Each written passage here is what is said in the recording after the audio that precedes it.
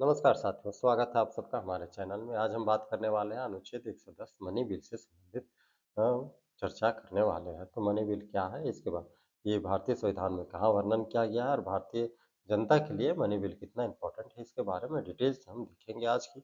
Money bill से क्या-क्या संबंधित है इसके बारे में हम देखते हैं। अनुच्छेद 110 बताता है कि कौन सा बिल जो विधेयक है मनी बिल है या नहीं है इसके बारे में 110 जो है अनुच्छेद ये बात करता है। तो कब कोई बिल जो है मनी बिल होता है या कब कोई बिल जो है मनी बिल नहीं होता है, इसके बारे में हम डिटेल से देखते हैं कि गैर वित्तीय बिल जो होता है वो हमेशा ही मनी बिल के अपोजिट होता है, लेकिन जो वित्तीय बिल होता है वो हमेशा मनी बिल कहलाता है और मनी बिल में हमेशा अनुशंसा जो है राष्ट्रपति का पूर्ण अनुशंसा दी जाती है और उसके बाद संसद पटल पे रखा जाता है। राज्यसभा द्वारा सिर्फ इस पर सुझाव दिया जाता है या तो फिर उस बिल पे चर्चा की जाती है या फिर कुछ नहीं करता तो 14 दिनों तक उसके टेबल में पड़ा रहता है राज्यसभा के टेबल में। 14 दिनों के बाद राज्यसभा के टेबल से ऑलरेडी वो बिल को पारित समझा जाता है।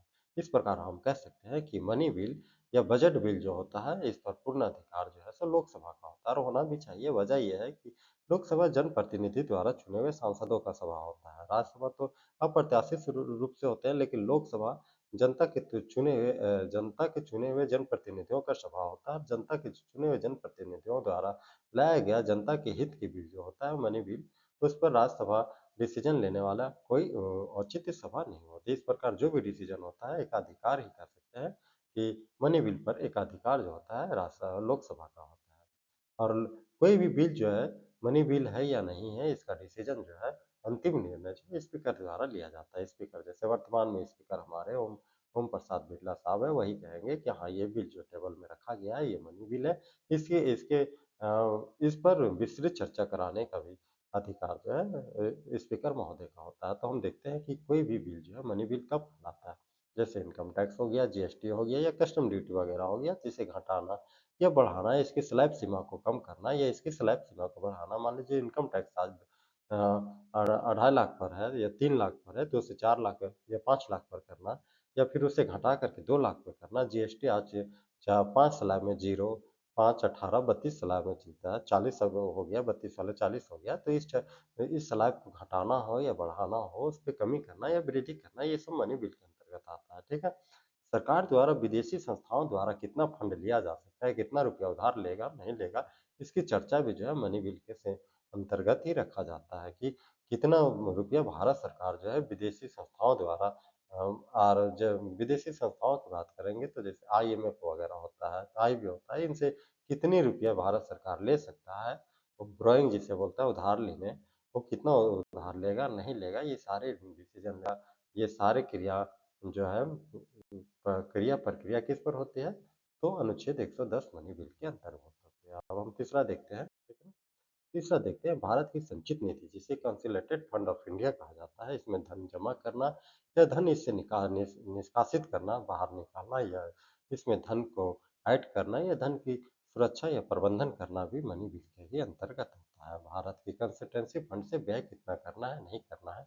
मान लीजिए कि किसी तरह भारत में आपात स्थिति आ जाती है, आकस्मिक घटनाएं घट जाती है, तो उस स्थिति में जो आकस्मिक व्यय इमरजेंसी एक्सपेंडिचर कितना करना होगा, नहीं करना, ये सब मनी बिल के ही अंतर्गत हम डिसाइड किया जाता है कि हाँ इतना 1000 करोड़ रुपया जो है मनी बिल के लिए मनी बिल आप संचित निधि में रखे रहिए, जिससे आकस्मिक स्थिति में उस संचित निधि से धन को निष्कासित करके उस आकस्मिक कार्य के लिए लगाया जा सके। तो ये सारे के सारे जो फंड है या जो पैसे हैं मनी बिल के अंतर्गत रखे जाते हैं। किसी व्यय की राशि को बढ़ाना या घटाना पहले से स्वीकृत किसी भी प्रोजेक्ट में, मान लीजिए कि प्रोजेक्ट डिले हो जाता है या किसी तरह से उसमें और खर्च के बदलाव किया जाता है, तो ये घटाना या बढ़ाना भी मनी बिल के ही अंतर्गत आता है।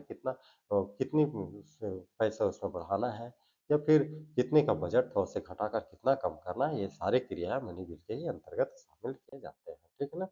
प्राप्तियों जिसे रेवेन्यू कहते हैं या प्राप्तियों या व्यय से जुड़े सभी मामले जो है सो मनी बिल के ही अंतर्गत शामिल किए जाते हैं। अब हम देखते हैं कि कौन सा जो बिल है मनी बिल होता है और कौन सा बिल मनी बिल नहीं होता है। तो गैर वित्तीय बिल जो होता है वो कभी भी मनी बिल के अंतर्गत शामिल नहीं किया जाता है। इसमें सिर्फ और सिर्फ वित्तीय वित्तीय बिल से संबंधित जो मामले होते हैं वही ही मनी बिल में संबंधित होते हैं। मनी बिल को हम कैसे पेश करते हैं? मनी बिल को केवल और केवल लोकसभा में पेश किया जाता है। राज्यसभा सिर्फ और सिर्फ इस पर 3 रूप में भूमिका अपनी अदा करती है, या तो राज्यसभा चर्चा में शामिल होगी या नहीं होगा। सुझाव देने होगा तो चर्चा वो मनी बिल पर कोई सुझाव देगा और रोक नहीं सकता है। 14 दिनों के वापस वो लोकसभा को भेजेगा, और यदि भेज दिया तो भी ठीक है, नहीं भेजता तो 14 दिन के बाद ऑलरेडी जो मनी बिल है राज्यसभा से पारित समझा जाता है। इस तरह हम कह सकते हैं कि अंतिम निर्णय जो है लोकसभा का ही होता है। राज्यसभा को इसे मानना ही पड़ता है, और वो होना भी चाहिए। ये इसका वजह ये है कि लोकसभा जो है जनता का प्रतिनिधित्व करता है, जनता द्वारा चुने हुए प्रतिनिधियों का प्रतिनिधित्व लोकसभा करता है।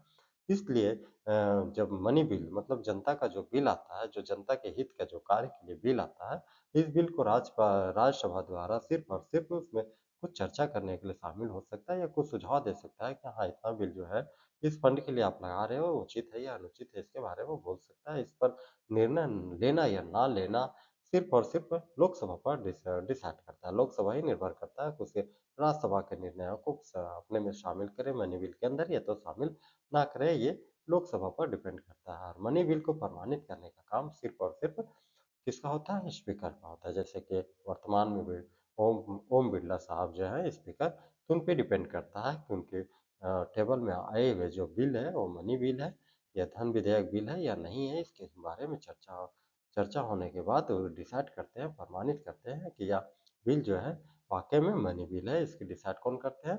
तो स्पीकर करते हैं। और कोई भी मनी बिल जो है अनुशंसा सबसे पहले राष्ट्रपति द्वारा ही कराया जाता है। राष्ट्रपति से अनुशंसा के बाद ही वो टेबल पे रखा जाता है, जो राज्यसभा द्वारा चर्चा की जाती है या सुझाव दिया जाता है, या तो फिर कुछ नहीं करने के बाद वो 14 दिन के दौरान राज्यसभा से पारित या पास मान लिया जाता है। इस प्रकार हमने मनी बिल को देखा। आगे फिर मिलते हैं इसी प्रकार के कुछ नए और इंफॉर्मेटिव वीडियो के साथ में। तब तक के लिए जय हिंद।